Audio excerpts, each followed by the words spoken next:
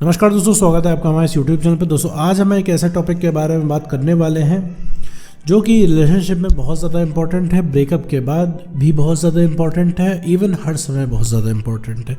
तो वो चीज़ है सेल्फ रिस्पेक्ट। सेल्फ रिस्पेक्ट आपने कई बार मेरे वीडियो में सुना होगा कि सेल्फ रिस्पेक्ट मेंटेन करो, सेल्फ रिस्पेक्ट बनाए रखो, सेल्फ रिस्पेक्ट से ऊंचा कोई नहीं है, सेल्फ रिस्पेक्ट को प्रायोरिटी रखनी है। ये सारी चीज़ें तुमने मुझे बोलते हुए सुना होगा। इस साथ साथ तुमको ये भी लगता होगा कि आखिर सेल्फ रिस्पेक्ट है क्या, आखिर सेल्फ रिस्पेक्ट का रोल है, आखिर सेल्फ रिस्पेक्ट इतनी क्यों ज़रूरी है। तो इस पूरे वीडियो में मैं तुम्हें बताने वाला हूँ कि सेल्फ रिस्पेक्ट का क्या रोल है रिलेशनशिप में, ब्रेकअप में, और साथ में ये भी समझेंगे कि आखिर ब्रेकअप होता ही क्यों। तो चलिए बिना वक्त गवाए इस वीडियो को शुरू करते हैं। देखो मेरे दोस्त, अगर तुम्हारा कोई रिलेशनशिप है और रिलेशनशिप में अगर तुम्हारा ब्रेकअप हो जाता है तो ब्रेकअप हो जाने के बाद एक चीज़ कन्फर्म हो जाती है कि सामने वाले को तुम्हारे साथ नहीं रहना है और उसने पूरा मूड बना लिया है। तो पहली चीज़ है कि उसको रोकना नहीं है, क्योंकि वो तुम्हारे कहने पे नहीं रुकेगा। कहने पे इसलिए नहीं रुकेगा क्योंकि तुम्हारे पास कोई कंट्रोल नहीं है उसको रोकने के लिए, क्योंकि तुम कुछ कर नहीं पाओगे। भाई उसको तुम क्या धमकी दे के रोकोगे, क्यों रोकोगे मेरे दोस्त? उसको तुम क्या बोलोगे कि हम तुमसे बात करना बंद कर दो? वो चाहता ही ये बात करना बंद कर दो। उसे फिलहाल के लिए लगता है वो तुम्हारे बिना जी लेगा। ऐसा सच नहीं है मेरे दोस्त, तुम्हारे बिना नहीं जी सकता वो इंसान। उसको भी तुम्हें आदत है, लेकिन तुम उसे कभी अपनी कमी महसूस होने नहीं देते हो।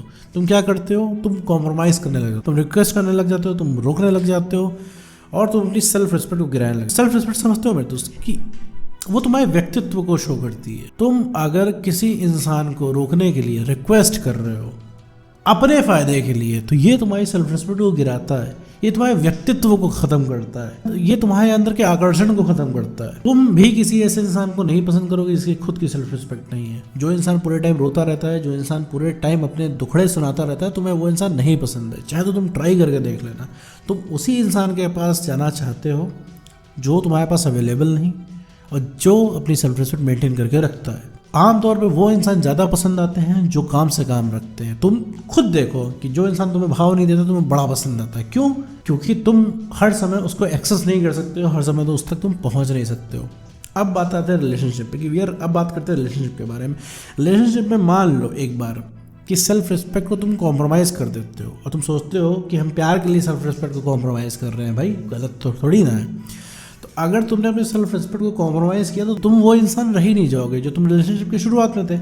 भाई तुम रिलेशनशिप की शुरुआत में कुछ और हुआ करते थे, किसी और टाइप की पर्सनैलिटी हुआ करते थे, जिसको देख के सामने वाला जो तुम्हारा एक्स है वो अट्रैक्ट होके आया था। अब वो चीज़ तुम्हारे अंदर रही नहीं गई, वो तुमको सोना समझ के आया था और तुम अब मिट्टी हो चुके हो।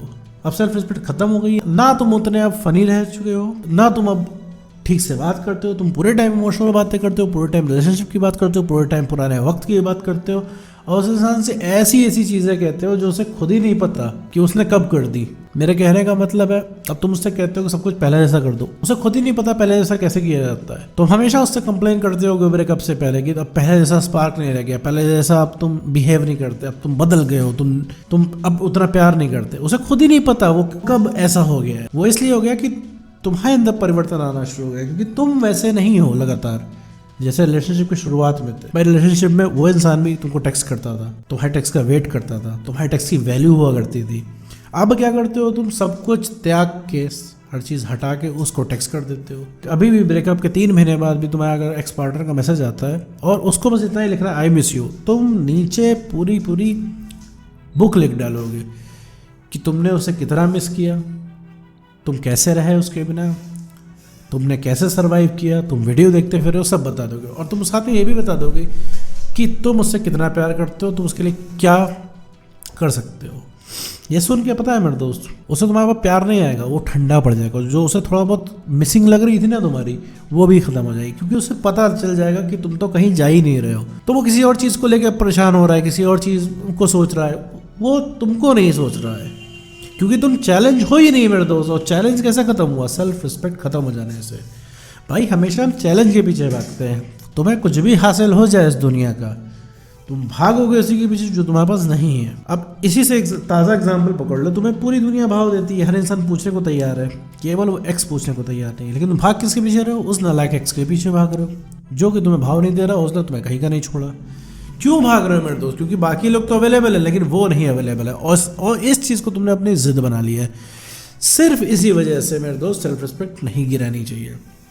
अगर सेल्फ रिस्पेक्ट आप गिरा देंगे तो आपका व्यक्तित्व चेंज हो जाएगा। तो सिर्फ आपको अपने प्यार के लिए सेल्फ रिस्पेक्ट को नहीं गिराना, ताकि आपका प्यार चलता रहे, रिलेशनशिप चलता रहे, तो सिर्फ इस वजह से आपको अपनी सेल्फ रिस्पेक्ट से नहीं गिरानी है। कभी कभी मन में आता है ना कि वो प्यार ही गया जिसमें हम अपनी सेल्फ रिस्पेक्ट ना गिरा पाए, वहां पे मेरे दोस्त सिर्फ यही सोचो कि अपने प्यार के लिए मेरे दोस्त मैं सेल्फ रिस्पेक्ट नहीं गिरा रहा, क्योंकि अगर सेल्फ रिस्पेक्ट गिरा दूंगा तो ये जो प्यार है ये चला जाएगा।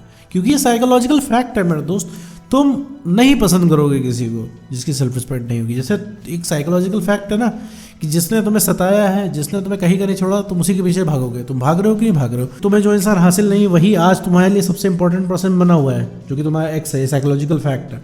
भाग रहे हो कि नहीं भाग रहे हो उसके पीछे? तुम नहीं बात करना चाहते हो उससे, तुम चाहते हो यार इससे मूव ऑन हो जाए, तुम चाहते हो कि तुम्हें एक्स की याद ना आए, लेकिन चाह के भी नहीं कर पाते हो। या तुम चाहते हो यार कि नहीं अब मैं एक्स को टेक्स्ट नहीं करने वाला, लेकिन तुम एक्स को टेक्स्ट करते हो ना चाहते हुए भी, क्योंकि तुम्हें तकलीफ होती है, तुम्हें मन करता है, तुम्हें माइंड में 24 घंटे बातें चलती है। तो these are the psychological facts मेरे दोस्त। तो सेल्फ रिस्पेक्ट मेंटेन करना इज़ वेरी इंपॉर्टेंट। किसी भी रिलेशनशिप में अगर आप हैं तो maintain your self respect, compromise मत कीजिए। सेल्फ रिस्पेक्ट को कॉम्प्रोमाइज़ करेंगे तो 2 से 3 महीने के अंदर आप ब्रेकअप तक पहुँच ही जाएंगे। रिलेशनशिप कितना भी पुराना हो कोई फ़र्क नहीं पड़ता, कितना आपका तगड़ा बॉन्ड हो कोई फ़र्क नहीं पड़ता। सेल्फ रिस्पेक्ट नहीं तो कुछ नहीं। और अगर एक सीधे लाइन में अगर आप मुझसे पूछो कि एक स्ट्रेट लाइन में भैया आप बताओ कि ब्रेकअप क्यों होता है, तो उसका सिर्फ और सिर्फ एक जवाब है कि सेल्फ रिस्पेक्ट के ख़त्म हो जाने से ब्रेकअप होता है। तो मेरे दोस्त सेल्फ रिस्पेक्ट को मेंटेन किए रहें, कॉन्फिडेंस बढ़ाए रहें और अपने आप को इमोशनली स्टेबल रखें। अगर ये तीनों फैक्टर आपके अंदर हैं तो मेरे दोस्त कोई भी आपको छोड़ के जा नहीं पाएगा। तो उम्मीद करता हूँ दोस्तों आपको वीडियो समझ में आएगा। तो आज के वीडियो में बस इतना ही।